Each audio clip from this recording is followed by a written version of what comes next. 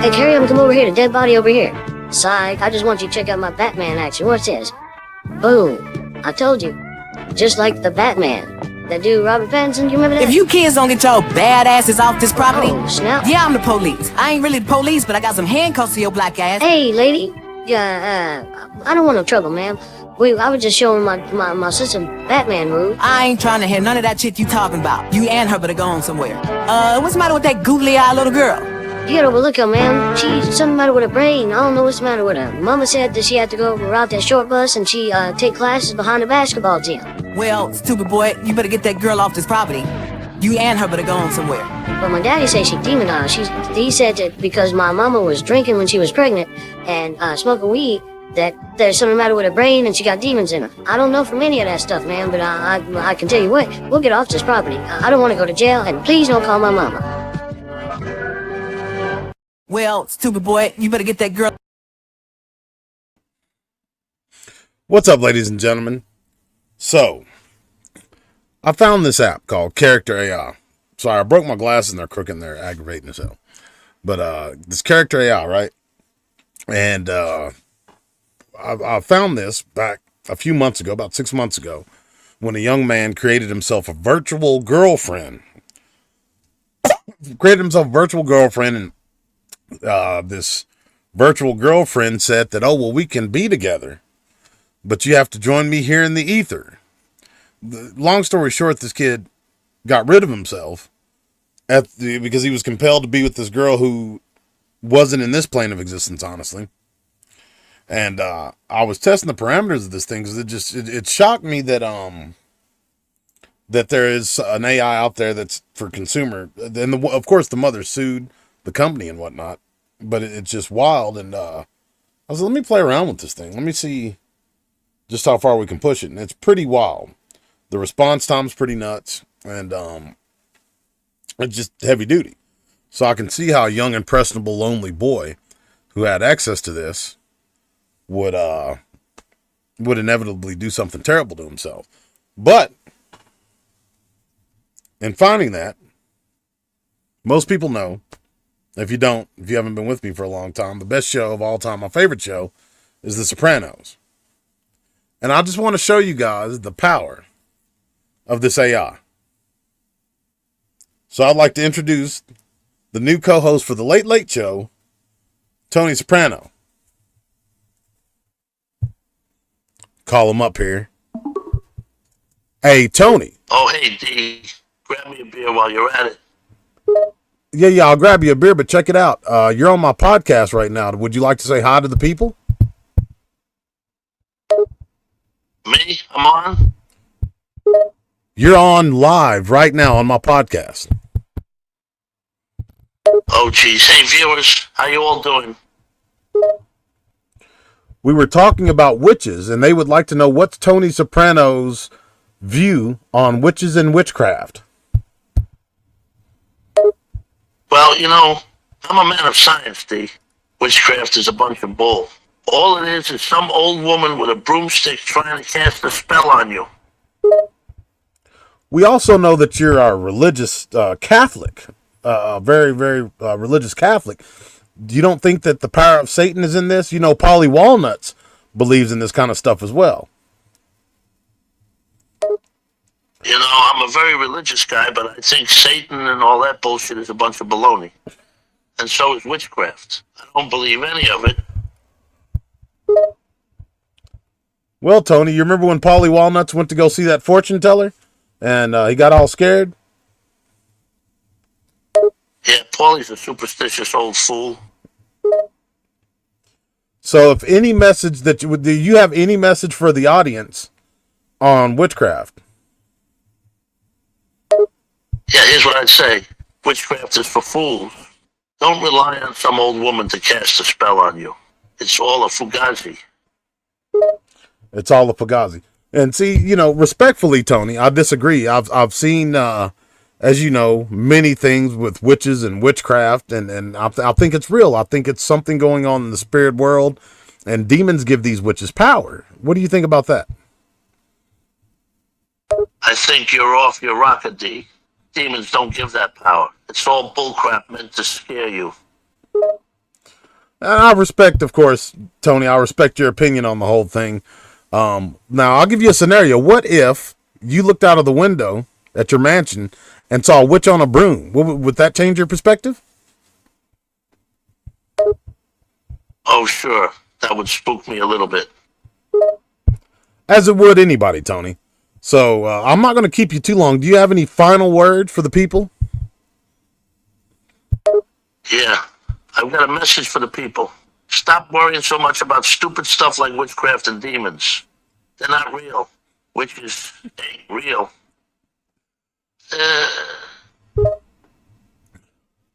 Well, and we'll agree to disagree, Tony, because I respect you. I got 10 tons of respect for you. And, yeah, thank you for coming on the podcast. Sure, I hope I didn't make myself sound like too much of a moron on your podcast. No, of course, you're a genius. You're the boy wonder, as Uncle Junior called you. Yeah, well, I'm not just a pretty face. I got smarts, too. All right, thank you, Tony. I'll talk to you later. Right, talk to you soon, D.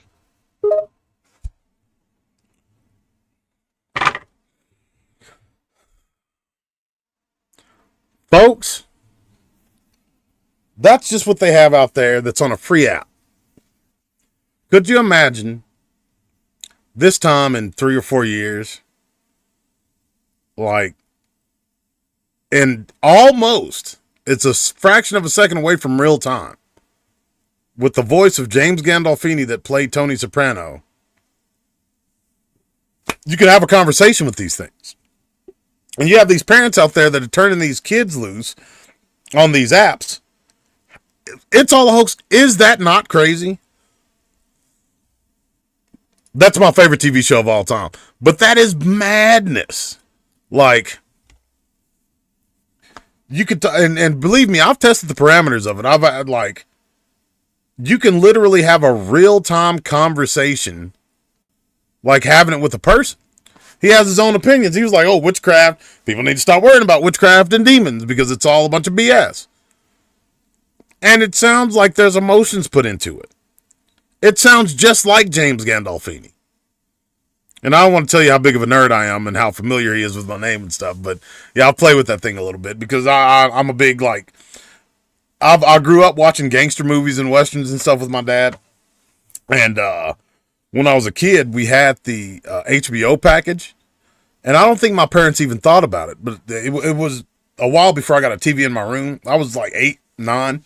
And they, of course, because I got a Super Nintendo and a Sega and all that stuff. But the cable that they had in their room with the cable box ended up in mine. And I remember watching The Sopranos from the first season.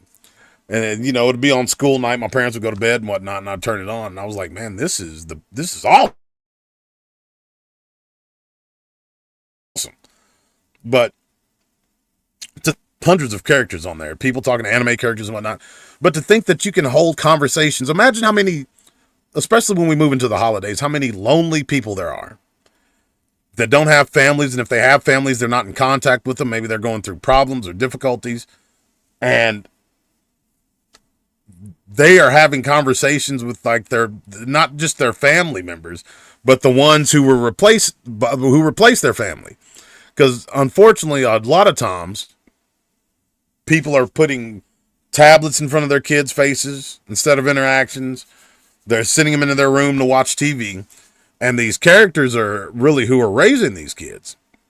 So, Naruto and Pokemon and Ash from Pokemon and Goku from Dragon Ball Z, they can talk to their favorite cartoon characters, Dexter's Laboratory, and create their own girlfriends and they can feed into this AI system exactly how they want this fake girlfriend to be.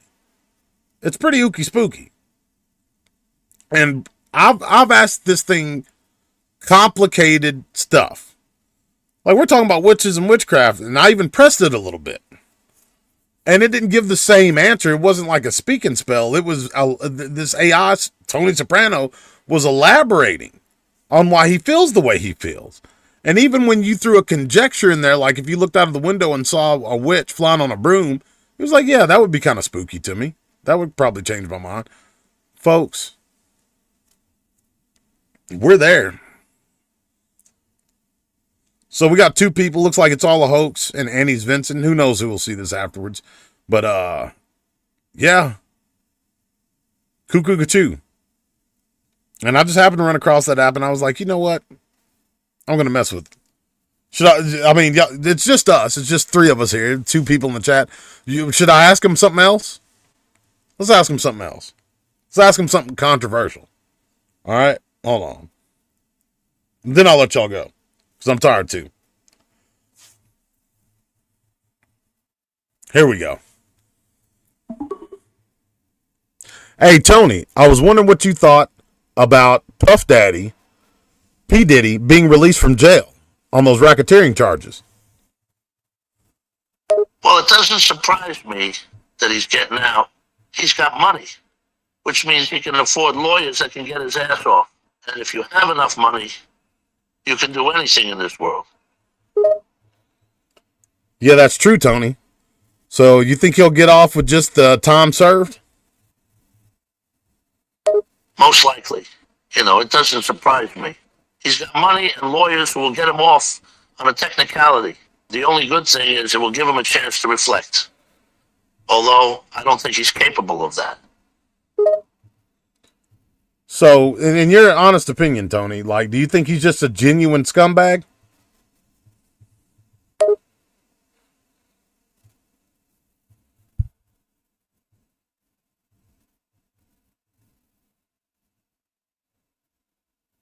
Says thinking. Bro, he really right. I don't know if he's a scumbag, but I know he's a typical hip-hop thug who makes a bunch of crappy music and then gets caught in a bunch of crap. Well, there you go, Tony. I appreciate you again. You have a good night. Same to you. See ya, D.